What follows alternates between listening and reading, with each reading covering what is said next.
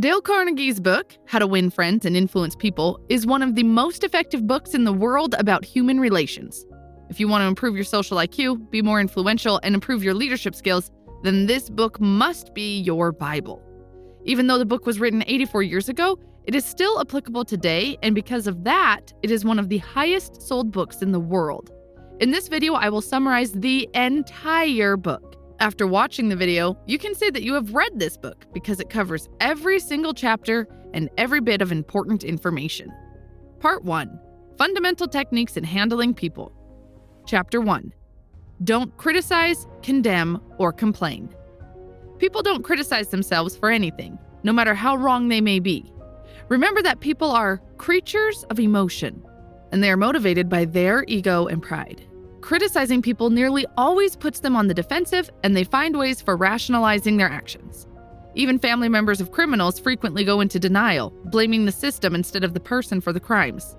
Criticism hurts a person's pride and sense of importance. Remember, people can hold resentment for insults that can last a lifetime. Famous airplane test pilot Bob Hoover was flying back from an air show in San Diego when all of a sudden both of his engines cut out. Through some impressive flying, he was able to land the plane, saving those on board. Unfortunately, the aircraft was badly damaged. The reason for the harrowing engine failure was that the World War II propeller plane had been accidentally filled with jet fuel. Back at the airport, Hoover saw the mechanic who had made the mistake. The young man was in tears, knowing how furious Hoover must be over the loss of his expensive airplane and the danger posed to the 3 people on board. So, did Hoover yell at him, scold him, criticize him? Not at all. In fact, Hoover said that to demonstrate his faith in the mechanic having learned his lesson, he'd like the same mechanic to service his plane the next day. The reason for Hoover's benevolence was perhaps that he knew something that psychologist B.F. Skinner had discovered a long time ago, that animals rewarded for good behavior will learn more effectively than those punished for bad behavior. The same is true of people. Criticizing them won't encourage them to change their behavior because they're not primarily driven by reason, but by emotion. Any weak person can criticize or complain. It takes real character to understand and forgive. Chapter 2. Give honest and sincere appreciation. One of the strongest drivers of human behavior is the desire to be appreciated by others. We all like being complimented and hearing that we're doing a good job. Some people even claim that all civilization ultimately rests upon the human desire to be important. Our craving for approval and praise makes us climb the highest mountains, write novels, and found multi-million-dollar companies. You don't need to give someone a fancy title to show your appreciation. It's enough to use simple phrases like, "Thank you," and "I'm sorry," while also giving sincere, honest praise. Don't shower people with phony flattery or they will see right through it. Instead, stop thinking about yourself for a moment and focus on the good points of the person in front of you. Also, be sure to make the other person feel important. To get into the right mindset, try thinking like Ralph Waldo Emerson, who said that every person he met was superior to him in certain ways, so there was always something to learn from and appreciate in other people. Or think about the golden rule: treat others as you would like others to treat you. So, the next time you see a tired, bored, underappreciated service employee somewhere, try to brighten their day with some appreciation. Leave little sparks of appreciation during the day. You'll be surprised to see how positively people react when their hunger for recognition is fed. You'll soon become someone whom others like and enjoy working with. And best of all, you'll have a positive impact on the lives of those around you. Chapter 3. Appeal to another person's interest. Let's say you like cheesecake. When you go fishing, you don't string cheesecake at the end of your line. You attach what the fish wants, which is a worm. Why do you treat people any differently? Of course, you're interested in what you want, but no one else is. Everyone else is just like you. We all want what we want. The only way to influence other people is to talk about what they want and show them how to get it. Every person in the world knows what they want and cares about what they get. Approach them from this direction. Before you speak, pause and ask, what can the other person get out of this? Even challenge yourself to not say anything about what you want. Show other people relentlessly that you want to help them. The world is full of people who are self-seeking. So the rare person who unselfishly serves others has an enormous advantage. Andrew Carnegie had a sister-in-law whose kids never wrote letters back. He bet someone he could get a reply without asking for one. He wrote letters at the end mentioning that he was sending a $5 bill, but omitting it. Sure enough, they replied, thanking him for writing and asking where the money was. Part 2. 6 ways to make people like you. Chapter 1.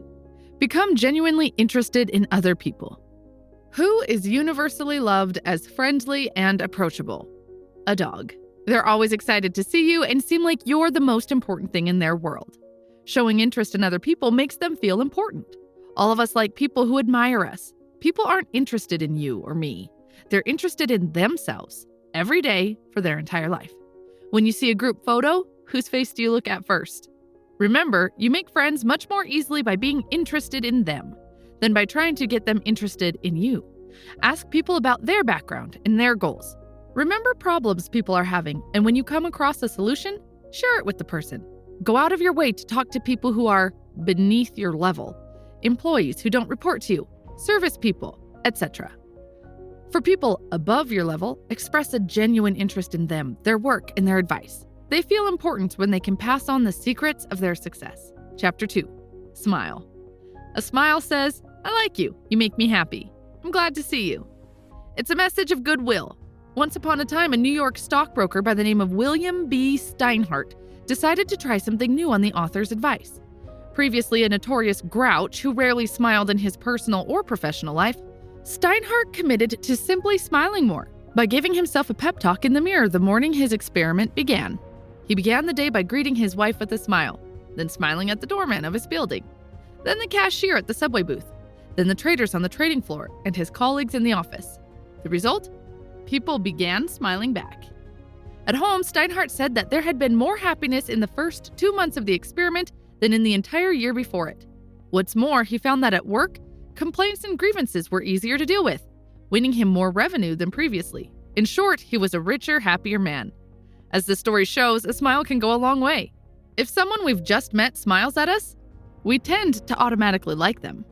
The smile of a baby, for instance, immediately makes us feel warm and fuzzy inside, as does seeing a dog wagging its tail out of sheer delight at seeing us. So, if you want to make yourself instantly likable to someone, show them that you're happy to see them by smiling. When they see how happy you are to meet them, they can't help but be happy to see you too. Chapter 3. Remember that a person's name is, to that person, the sweetest and most important sound in any language. A name is a person's identity. It makes her unique among all others. This is the principle I always ignored before. And whenever I met someone new, I would hear his name and after 5 seconds, forget it. And later on, when I needed his name, I would always excuse myself by saying, I'm so sorry, I'm so bad with names. Could you please repeat your name again? After reading the book, I noticed that this was a huge mistake. When you remember another person's name, it shows that you really listened and cared when you were talking. Using names reduces the barrier and makes other people feel more close to you. These days when I meet someone, I really pay attention to the first few seconds when they mention their names. And instead of just saying, nice to meet you, I always say, nice to meet you, Tom. By repeating the name, I remember it better. Plus, it makes the other person feel connected to me. So, next time when you go to the gym or somewhere else, instead of saying, hi, how are you today? Say, hi, Tomasz, how are you today? You'll start seeing the difference. Saying the name is a subtle and welcome compliment. Forgetting it or misspelling it is a crippling mistake that suggests you don't care enough to get it right. People pay loads of money to have their names remembered after they die, naming buildings, having parks dedicated to their name, etc. A business person who can't remember the names of his important clients is simply saying that he doesn't care about a big portion of his business. Carnegie wanted to merge with a car company called Pullman. When Carnegie mentioned that the new company would still be called Pullman, Pullman became far more eager. If you are having difficulties remembering the names, then make sure you catch it when it comes up the first time in a conversation, and ask for it to be repeated or even spelled out if needed. Then repeat it back to the person multiple times during the conversation. Finally, when you are alone, make some type of connection to remember it better. Chapter 4. Be a good listener. Encourage others to talk about themselves. A person's life is the most important life for that person. A person's headache means more to him than a famine that kills 1 million people. Allowing someone to talk makes that person feel important and flattered. Everyone has gone through what they feel to be tough times, and they like to talk about them if they've overcome them. Ask about this. Even better, combine this with another tip, which was give sincere appreciation and praise. Tell them how fascinating their stories are and how you wished you had their knowledge or experience. When having a conversation, most people are so preoccupied with what they themselves want to say next that they barely listen to the other person at all. Truly listening means making a conscious effort to give the other person your full attention, and the benefits of this approach are substantial. Once, the author attended a dinner party in New York where he met a botanist. Having never met one before, the author listened to him for hours, riveted by the descriptions of exotic plants and experiments. Later, the botanist remarked to the host what an interesting conversationalist the author was. But the thing is, the author barely said anything at all. He had merely been a good, interested listener. Before reading the book, I never paid attention to this principle. Whenever I was talking to someone, I was always waiting for the person to finish talking so that I could change the topic to my interest areas, or while the person was talking, I was constantly thinking about the things I would say once the person finished. And when that person was done, I would unload the information that I thought was interesting. Chapter 5. Talk in terms of the other person's interest. Using an earlier analogy, why fish with cheesecake? Fish with the bait that the partner wants. People are usually far more enthusiastic about topics they care about than ones only you care about. Before meeting someone, research their interests thoroughly so you have a working knowledge of the field. Identify someone's major goals, then talk about how you'll help them get closer to their goals. For example, my goal with this YouTube channel is to reach 15,000 subscribers in the next 4 months. And in order to hit that target, if I come up to you and say, guys, please subscribe to my channel because I have a target to reach, then you probably wouldn't care. That doesn't mean anything to you at all. But instead, if I can give you some useful information with this video, add some positive value to your life, and only after that ask you to subscribe and open the notification bell in order to benefit from my future videos, then there's a bigger chance that you would do it. Because if you are watching this video, I'm assuming that you are interested in your personal growth, and seeing my future videos might be interesting for you. As you can see, I didn't even mention my target. I was talking about the benefits you will get. Chapter 6. Make the other person feel important, and do it sincerely. Almost all the people you meet feel superior to you in some way. Let them realize in some subtle way that you realize their importance. Inversely, avoid doing things that demean the other person and make them feel small or unimportant. Give praise without wanting anything from them, merely to radiate happiness and lift them up. This principle is a kind of recap of previous principles, so I won't spend too much time on it. Part 3. 12 ways to win people to your way of thinking. Praise is well and good, but what do you do when someone disagrees with you? That's the next subject of how to win friends and influence people. In summary, put aside your instinct to fight fire with fire. People don't like to be proven wrong. They don't like to admit that they have to change their mind, no matter how right you supposedly are. They crave importance, and correcting them insults their pride. You think it's important that you're seen as the smartest person in the room, but you'll be resented for this. Chapter 1. The only way to get the best of an argument is to avoid it. Arguing with another person does not really make much sense. If you lose the argument. If you win, the other person will resent you for having hurt their pride, and you will still not have truly won them over. And 9 times out of 10, the argument will only make the other person stay stronger in their point of view than they were before. Therefore, the only solution is to avoid such disputes from the start. When an argument starts, distrust the first response that bubbles up in you, as it's usually an instinctively defensive one. And whatever you do, control your temper. Listen to what your opponent has to say without resistance or protest, and promise to carefully examine their thoughts. Try to find areas where you agree. This will help reduce your opponent's defensiveness. Chapter 2. Begin in a friendly way. A hostile attitude just invites reciprocal hostility. People don't want to change their minds. They can't be forced to agree with you, but they may be led to. Think about how to make an animal come to you. Do you chase after it, snarling, or do you offer food? A drop of honey catches more flies than a gallon of gall. Someone had a tough landlord who increased his rent. Instead of complaining about how this was unfair, he talked about how much he appreciated the house and the way the landlord ran the building, and how he would like to stay another year, but couldn't afford it. Chapter 3. Show respect for the other person's opinions. Never say, "You're wrong." When attacked for being wrong, people will defend their opinion to death. They will lose sight of the main point, hoping to find small exceptions that their assertion is true. We form beliefs carelessly, but then develop an irrational passion to defend them when anyone threatens to prove us wrong. Consider the story of how the author hired an interior decorator to make some curtains for his home. Afterward, he was shocked by the size of the bill, and when he mentioned the price to a friend, she exclaimed that he had clearly been overcharged. Insulted, the author defended his actions, explaining that the high price was an indicator of quality. But then, when another friend dropped in and started to praise the same curtains, this time the author admitted that he actually felt he had overpaid and regretted the purchase. This positive approach disarmed him, and he could freely admit his mistake. You see, whenever you tell someone they're wrong, you're basically saying, "I'm smarter than you." This is a direct attack on their self-esteem, and they will want to retaliate because you're clearly disrespecting their opinions. Chapter 4. If you are wrong, admit it quickly and emphatically. Once the author was out walking his dog Rex in a nearby forest. Rex liked to run free and so was not wearing a muzzle or leash. Unfortunately, they encountered a police officer who sternly told the author that this was illegal, but that just this once he'd let them off with a warning. The author obeyed, but Rex didn't like the muzzle, so pretty soon they returned to their old ways. That's when the same officer caught them again.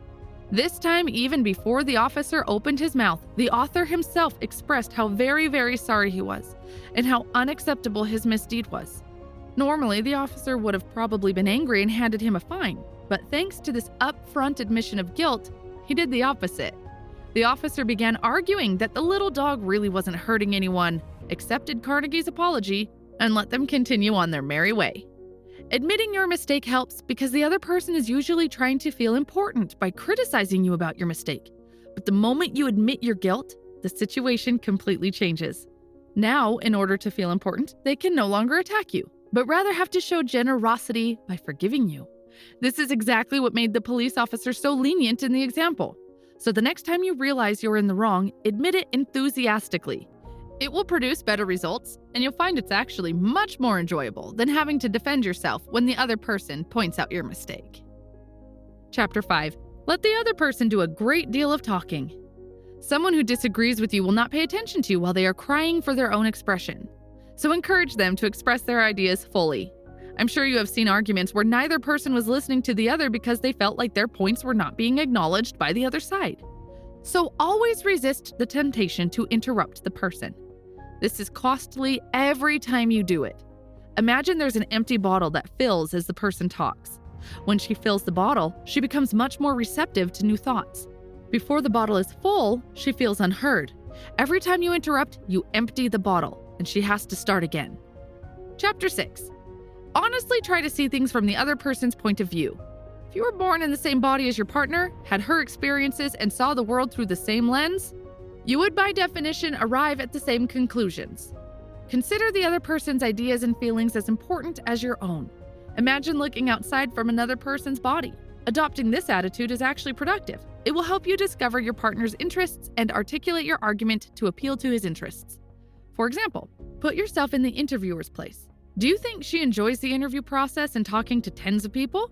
She also hopes that the next person who walks inside is going to be the right fit. She also wants to end the interviews. Change your perspective. Instead of seeing an interview as a meeting to solve your problem, see it as a meeting to solve another party's problem. If you focus on their problems and explain how you will solve them, then your problem will be solved as well. Chapter 7. Be sympathetic to the other person's ideas and desires. Any upset person feels completely justified in their anger, no matter what you believe. Do you think when you're angry, you say to yourself, I know I'm being irrational and my anger doesn't make sense, but I'm going to be angry anyway? People are hungry for sympathy. They want us to recognize all that they feel. If we can sympathize with others, they will appreciate our side as well and will often come around to our way of thinking.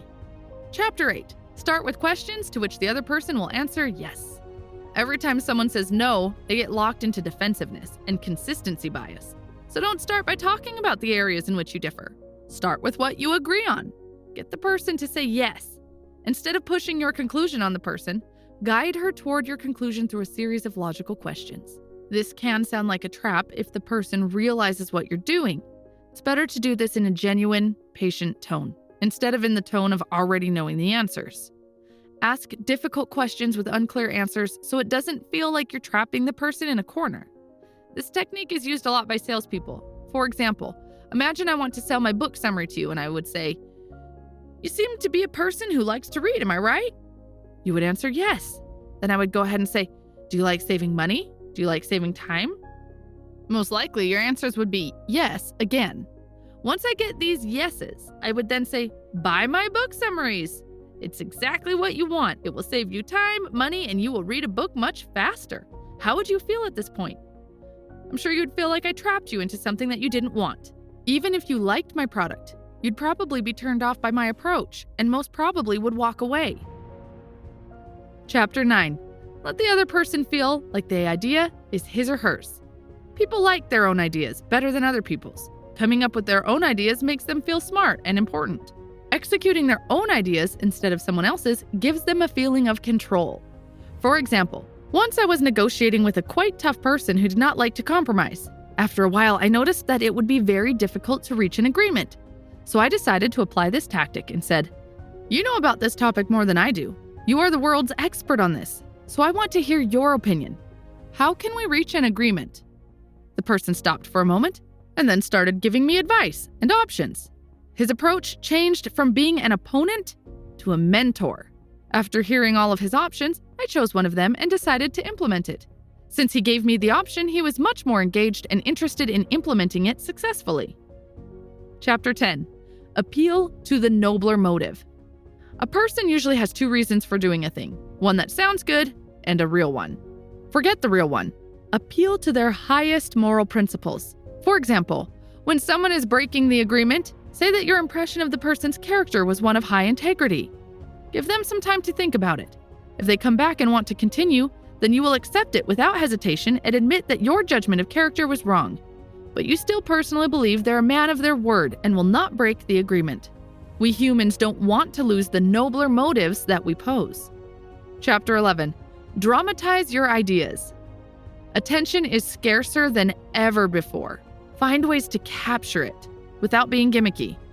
Merely stating a truth isn't enough. The truth has to be made vivid, interesting, and dramatic. Find a way to visually represent the stakes. A cash register salesman observed a slow-moving checkout line. He told the owner he was losing pennies with every customer. He threw pennies on the floor to make the point. Imagine how effective this would be if he kept doing this repeatedly to illustrate the money lost. Steve Jobs famously introduced the iPod as 1,000 songs in your pocket, not talking about gigabytes of storage. Here are a few tactics on how you can apply this principle. Provide a visual analogy. Show objects for size, speed, and cost.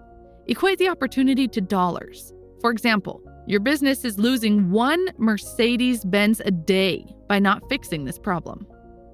I personally like this tactic and have used it a lot in the past. For example, when I was finishing my internship, I had to give a final presentation about the results.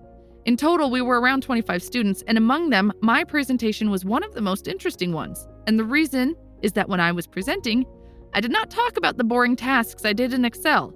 I simply started by saying that my internship saved $13,000 for the company.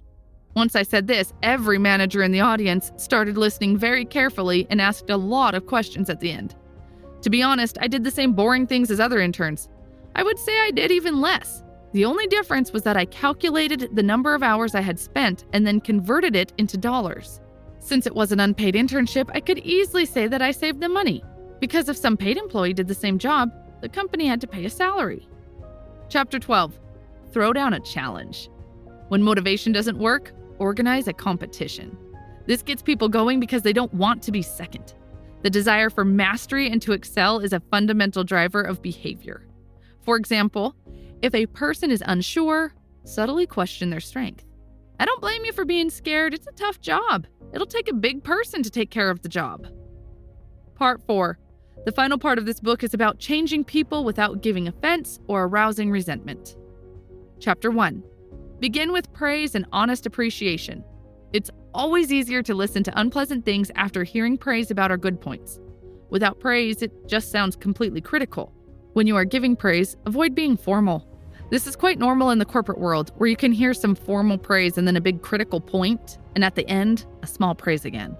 Instead, always try to give sincere and specific praise about specific items rather than generalities. This is even more effective when the person knows you are upset with the work and have come to you to complain. In this situation, if you give sincere appreciation, it's going to be a big surprise and will make the person receptive to your feedback. Chapter 2. Call attention to people's mistakes indirectly. Avoid direct attack. People typically know what they've done wrong. Calling explicit attention creates resistance. Here are 2 tactics. First, follow your sincere praise not with but, rather with and. Maybe you've heard that whatever comes before but doesn't count. Here are 2 examples for you to compare. The first one, you've done an excellent job working hard, but you could have prevented these careless mistakes. Versus, you've done an excellent job working hard, and if you focus next on building a checklist, you'll improve your accuracy rate. The last approach avoids the negative feeling of failure. The second tactic, if a task is slipping, do it yourself, then show the work to the person. For example, John Wanamaker saw a customer being ignored at the sales counter while the salespeople were chatting in the corner. He serviced the woman himself, then handed the purchase to the salespeople to be wrapped. Chapter 3. Talk about your own mistakes before criticizing the other person. Admitting your own mistakes shows that you recognize the task is difficult and the person's mistakes are understandable. Implicitly encourages the person to rise to your level. Carnegie says if you want to change people into your way of thinking, then always talk about your own mistakes first before criticizing the other person. Never say, you are doing the wrong thing, or you should not do that. This would only push the other person into defensive mode and he will try to prove himself right with every possible explanation. Instead, first talk about your own mistakes. Tell them how you felt when you were in their shoes and how wrong you were. For example, I used to hire students for an internship program for a company that I worked for several years ago. During the interview process, I could see that many students couldn't really express themselves because of the stress and tension. I'm sure you're familiar with that feeling. As soon as you enter the interview room, your IQ level drops to 20, and you can't even answer simple questions. This made my job difficult as well because it was difficult to identify if the student didn't know the answer or if he just couldn't answer because of stress. The situation got even harder when the student was introverted and shy. So I always tried to make them feel relaxed by telling them that it was just a friendly conversation and they shouldn't be stressed out. However, it never worked. One day, I decided to start the interview process with my own embarrassing interview story when I was applying for the same position that they were applying for right then. I told them how I couldn't answer the interviewer when she asked me if I could name one social media platform that was famous at the time. At that time, Facebook was the biggest social media platform and I used it every day. However, I couldn't answer such a simple question. The interviewer waited for several seconds for my answer and then silently said, Facebook. Still today, I can't understand how I couldn't answer such a simple question. The story made the students laugh and feel relaxed because they could see that I'd also been in their place. And admitting my own embarrassing story helped them feel comfortable. It showed that we are all human and we all make mistakes in this type of stressful situation. Chapter 4. Ask questions instead of giving orders. Asking questions has plentiful benefits. First, it allows your partner to come to his own conclusions independently. People like their own ideas better. Second, it gives control to the person and makes him feel important. Instead of following someone else's orders, the person is now following his own. Third, it stimulates the creativity of your partner. New, better ideas might actually come out. Here are a few questions you can use. Do you think that would work? What do you think of this? Can we think of different ways to do it? Chapter 5. Let the person save face. People crave importance. If you bulldoze this importance away, the person will resent you and become more difficult to influence later. Let them preserve their pride. The book doesn't give clear directives on a general way of how to do this, but it centers around preserving the person's pride and what they care about. For example, when an employee made a mistake, she apologized for the error and said she would have the new report before the next meeting. Instead of criticizing her carelessness, the manager thanked her for her work, said it wasn't an unusual error for a new project, expressed his faith in her, and knew she had done her best. Chapter 6. Praise every slightest improvement. Praising every improvement inspires the other person to keep on improving. Again, keep in mind that people crave importance like food, and giving them a little bit of praise makes them hungry for more. I personally believe in the power of this tactic because I have seen how it works in my own experience. It's changed me from being a shy, non-communicative person to a team leader who managed 25 people and gave presentations in front of hundreds of people. If you're going to apply this tactic, please give specific praise. Single out a specific accomplishment instead of general flattering remarks. This makes your praise sound more sincere. I remember when I started my second job, many of my colleagues in the office warned me to be very careful with one of the employees in India. They told me that he was quite lazy, he replied to emails very late, and the quality of his work wasn't good. Several of my colleagues even complained to his manager, but it didn't change a lot of things. Once I started working with him, I could see that my colleagues were right. But instead of focusing on his mistakes, I decided to apply Carnegie's principle and focus on small positive things and praise him genuinely. So whenever I saw even a small good work from his side, I praised him for that specific work and sometimes added his manager to carbon copy. After some time, the number of good works started to increase, and after 7 weeks, he was a completely different person. He became very proactive and friendly in his communications, and it wasn't just toward me, it was toward others as well.